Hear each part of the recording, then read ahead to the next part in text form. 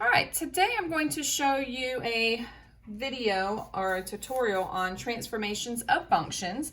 And we've looked at this with quadratics. You can go back and review that video. I'm going to talk about it again in this video. We look at the a, h, and k of any function. If you have a quadratic, an exponential, square root, rational, cubed root, absolute value, there's tons and tons of functions out there.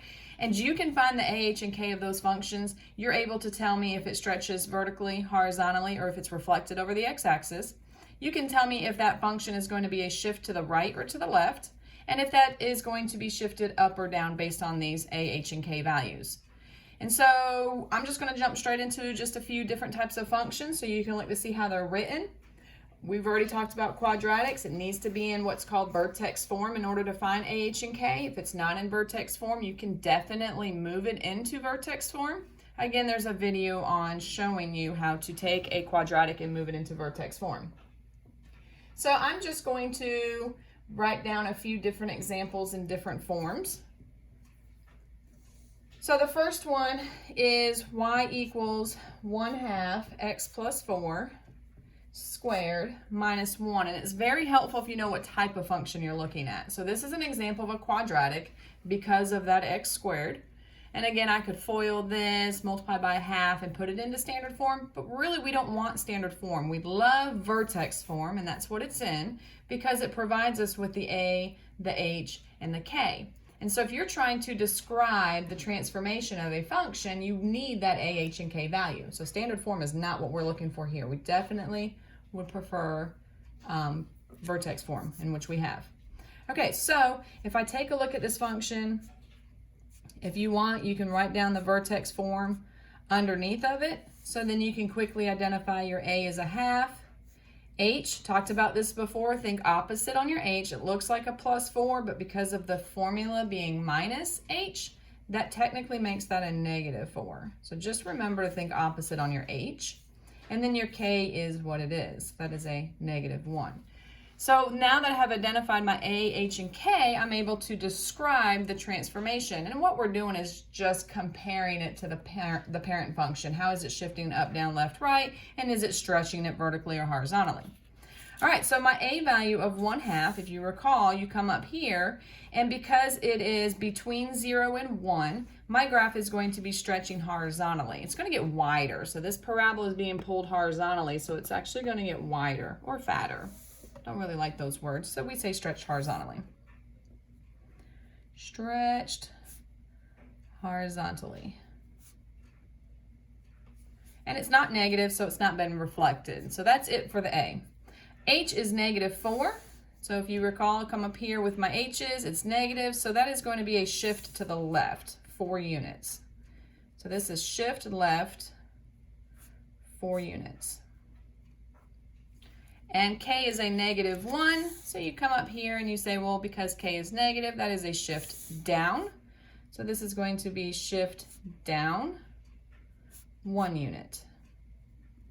And that is all you have to do when you are describing a transformation of a function. Pretty easy. Find a, h, and k, and then just talk about what that means. And that was for a quadratic.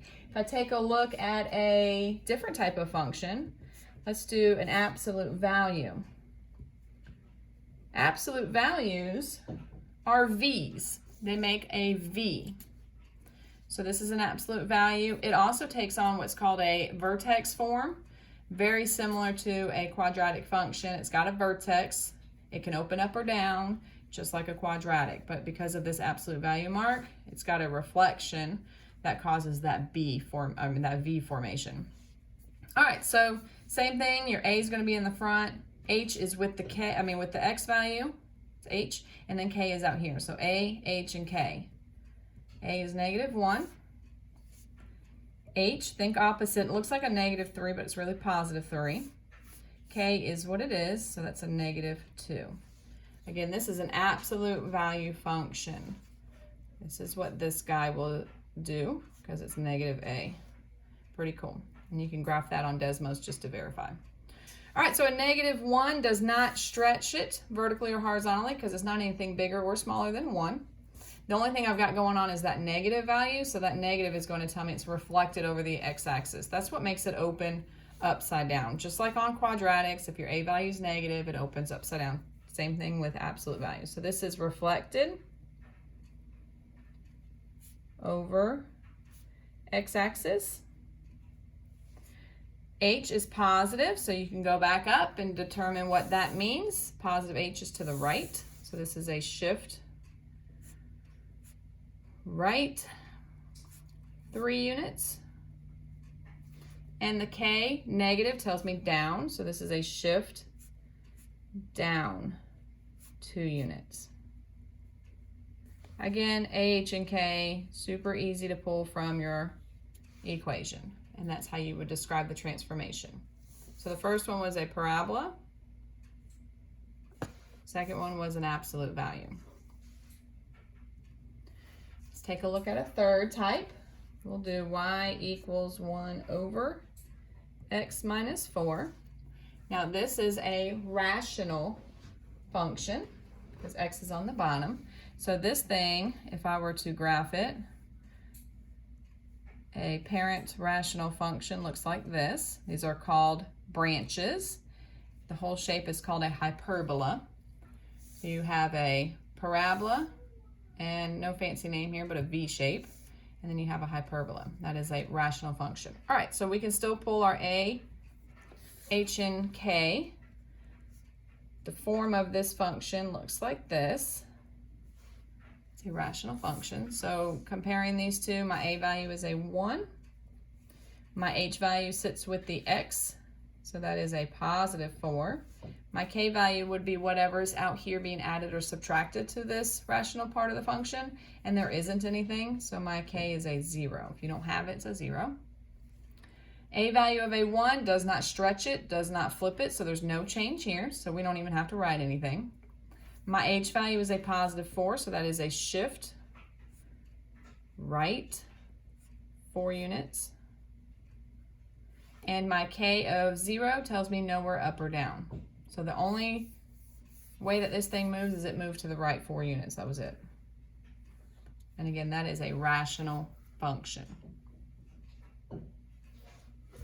Let me see how many more examples I have. Looks like I just have one more example. We're going to do a radical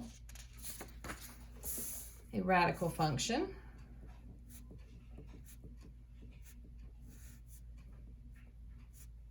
Ooh. That's on the outside of my radical sign.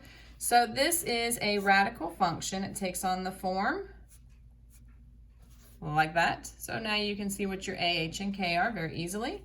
And these things, the parent function of a radical, a square root function, has an initial point and it can curve up. They can curve down depending on if it's a negative A. But this is the parent graph of a rational function. Again, you can verify that by graphing this into Desmos. And so I need to talk about my A, H, and K. So I can talk about how does this function compare to the parent graph? Is it a shift left, down, up, right, all the way around? Let's see what's happening. So negative 4 is my A value. H, think opposite, so that is a negative 1. K is what it is. So let's talk about what the A negative 4 does. So negative 4 is going to reflect it because it's negative. So it reflects it over the x-axis. And that 4 value is greater than 1. So if you recall from your transformation notes here, greater than 1, it's going to be stretching it vertically. So stretches vertically. Negative 1 for the H value, that is a shift to the left. Very good. 1 unit. Negative 2 for the K value is a shift down. Very good. 2 units. And that is comparing it to this parent graph. So this thing would get stretched vertically. It would reflect it. It would shift to the left 1 and down 2. So it would almost go right about like that. And again, you can graph that on Desmos and see what that looks like. All right, and that is the transformations of some functions. We looked at reviewing here, of course, we did a video on that already. We did a whole unit on quadratics. Absolute value is a new function. Very simple, very similar to a quadratic. Rational functions. This is the form of a rational function. It's a hyperbola. These two things are called branches, but we're just asked to talk about the transformation of it. Not really graphing them at this point. And we've got a radical, also known as a square root function here. And this is what the parent graph looks like. Again, there's the form for it. You can find your AH and K very easily. All right, I hope this tutorial has helped you determine how your graphs compare to your parent graphs by using AH and K. Thank you.